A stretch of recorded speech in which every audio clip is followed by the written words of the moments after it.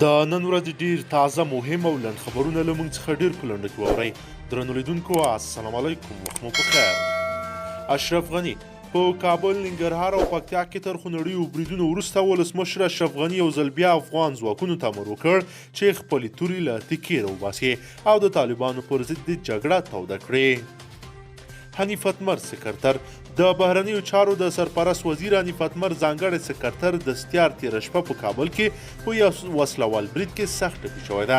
د بهرنیو چارو وزارت ویان ګران هیواد ویل چې دا پیښه تېره شپه د کابل د اتمې حوزې د کارتینو په سیمه کې رامنځته شوې ده. عاطف مشل پاکستان کې د افغانستان سفیر عاطف مشل وایي د تورخم دروازه به سبا شنبې د یوې ورځې لپاره پرانیستل شي. نوموړی وایي د دې لارې بیا پرانیستل به ستونزمن وي، نو هغه کسان چې غواړي هیواد ته ستانه شي باید له دې فرصت څخه ګټه واخلي. محسن داوړ د پښتون ژغورنې غورځنګ مخکښ غړی او د پاکستان د قومي اسمبلی غړی محسن داوړ د پاکستان له څارګر ادارې څخه د پوښتنې په بڼه غوښتي چې د خلیلزاد د پټې لیدنې جزئیات دې وړاندې کړي. اوباما د امریکا پخوانی ولسمشر باراک اوباما په یو ټلویزیوني مرکه کې یو وار بیا پر ولسمشر ټرمپ توندې نیوکې کړې او له امریکایانو یې غوښتي چې راتلونکو ټاکنو کې ټرمپ ته بیا رایه ورنه کړي. اوباما ویلي ټرمپ د امریکا د تاریخ په ولسمشرانو کې یوازینی ولسمشر دی چې په ډیره سپین سترګۍ دروغ وایي او عوامفریدي کوي. دیني عالمان د غور او کونړ ولایتونو لسګونه علماو په هیواد کې وروستي بریدونه غندلي او پر راتلونکي کوچني اختر کې د اوربند غوښتنه کړې ده. علماو وروستي بریدونه په کلکه غندلي او له مخالفینو یې غوښتي چې اوربند ته غاړه کږدي. دی وایي چې اسلام د رحمت او سولې دین دی او د جګړې ښکېلې غاړې باید د روژې په مبارکه میاشت کې د بېګناه خلکو له وژنو لاس واخلي. ایران د ایرانی پولیساتو لخوا سیند ته د افغان وګړو اچولو د ادعا څېړلو په ګډه ناسته کې ایران له افغانستانه غوښتل چې د دواړو هیوادونو پر ګډه پوله کنټرول ډېر کړي. د دې موضوع د څېړلو لپاره دواړو پلاو د پنجشنبې په ورځ په ایران کې ګډه ناسته هم درلوده.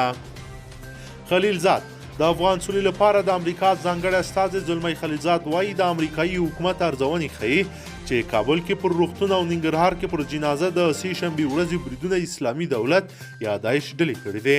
زلمی خلیلزاد خپل ټویټر کې لیکلي چې داعش د طالبانو او افغان حکومت ترمنځ د سولې تړون مخالفت کوي او د عراق په څیر افغانستان کې هم مذهبي جګړې ته لمن وهي. بې پولي ډاکټران د بې پولي ډاکټرانو د دفتر چارواکي وایي چې له افغان روغتونونو سره خپلو همکاریو ته دوام ورکوي. په فرانسه کې د ام اس اف د عملیاتي چارو مرستیالې ایسابل مونیامون ویلي چې دوی ته د خپلو کارکوونکو او ناروغانو ژوند لومړیتوب لري. طالبان یو ځل بیا د کابل په دشت برچي کې پر سلبستریز روغتون او د ننګرهار خیوه ولسوالۍ کې د جنازې پر مراسمو ترسره شوي بریدونه غندلي او دا کار یې د کابل ادارې پورې د تړلو ملیشو کار بللی ده. په هغه خبرپاڼه کې چې د طالب ویاند ذبیح الله مجاهد لخوا رسنیو ته استول شوی د کابل او ننګرهار وروستي بریدونه وحشیانه یاد شوي او د غندلو ترڅنګ دا بریدونه دغه کسانو کار بلل شوی چې غواړي د بې دفاع انسانانو د وژلو له لارې خپلو شمو موخو ته ورسیږي.